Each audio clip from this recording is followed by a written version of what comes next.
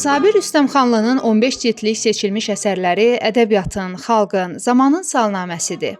Azərbaycan Milli Elmlər Akademiyasının Şuşa zalında keçirilən bu tədbir oxucu ilə müəllif arasında qurulan səmimi bir körpü idi. Sabir Rüstəmxanlının şeirlərini əzbərdən deyən zalda bir kişi vardı. Sanki hər misrada öz ömrünü yaşayırdı. Onun Sabir müəllimin sözlərinə sevgisi səssiz bir təşəkkür idi. Anar Rızayevin çıxışı isə bir cavab idi. Verilməmiş suallara verilən səmimi cavab. O, Sabir Rüstəmxanlının yaradıcılığına ilk dəfə Azərbaycan dilinə şeiri ilə tanış olduğunu dedi. Və bu tanışlıq zamanla bir hörmətə, bir ədəbi ehtirama çevrilmişdi. Göy Tanrı əsərinə verdiyi yüksək dəyər isə bu kitabların dərsliklərə salınacaq qədər dərin olduğunu göstərdi.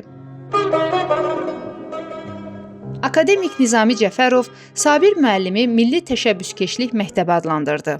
O, ana məktubları mənim gözümdə dünyanın ən nadir əlyazmalarıdır deyərək onun əsərlərindəki ana sevgisini və köklərə bağlılığı vurğuladı. Sabir Rüstəmxanlının yaradıcılığı çox canlı, ictimai mühitlə birbaşa bağlı bir yaradıcılıqdır. Rafael Hüseynov isə bu külliyyatı Azərbaycannamə adlandırdı. Qan yaddaşı onun dediyi kimi təkcə poetik obraz deyil, genetik bir çağırışdır. Haqq adı ilə başlanan, haqq düşüncəsi ilə görülən, istənilən işin və bu iş həm də məhəbbətlə, eşqlə görülürsə, arxasında əlbəttə ki, o Füzuli deyən kimi intihasız bir səadət var və Sabir Rüstəmxanlı da özü deyir, mən haqq yolçusuyam, haqq mənim yolumdur. Bunu deməsə də, o kitablarından, o yazdıqlarından, yaşadığı ömürdən onsuz da bəllidir bu. Sabir müəllimin özüdür bu yaddaş, sözə, torpağa və gələcəyə bağlı bir obraz. Qüdrət Həsənquliyev Sabir bəyi tələbəlikdən tanıyırdı. Amma onun sözünü sevən təkcə o deyildi, bütün bir nəsil idi. Çünki Sabir Rüstəmxanlı təkcə şair deyildi, azadlığın, mübarizənin sözə gedən yolçusu idi. Çingiz Abdullayev onu qorxmaz, cəsarətli, söz adamı kimi xatırladı. Xalq hərəkatının önündə qələm tutan əllər vardı və onlardan biri də Sabir müəllimə məxsus idi.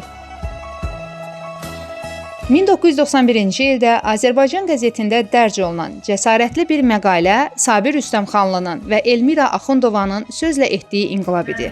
Çox şadam ki, mənim həyatımda, mənim bioqrafiyamda belə səhifə var idi və mən deyim ki, mən özüm bilirəm ki, edərək necə böyük hörmət, necə böyük sevgi ilə Sabir Rüstəmxanlıya yanaşırdı.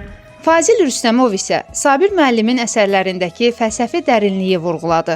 Bu, təkcə şeir deyildi, düşüncənin, insanlığın, varoluşun poetik ifadəsi idi. Tədbirin sonunda Sabir müəllimin paylaşdığı bir xatirə. Anasının sandığı hər kəsi duyğulandırdı. Saralmış fərəklər, unudulmuş misralar, amma heç vaxt solmayan bir duyğu, ana sevgisi, sözə doğmalıq, poeziyaya ilk baxış.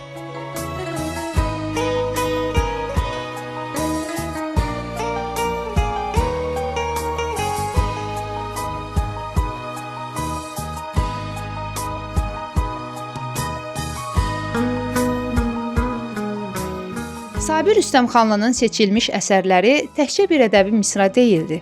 Bu xalqın yaddaşına yazılan, zamanla söhbət eləyən, sözün ömür qazandığı bir həyat salnaməsidir.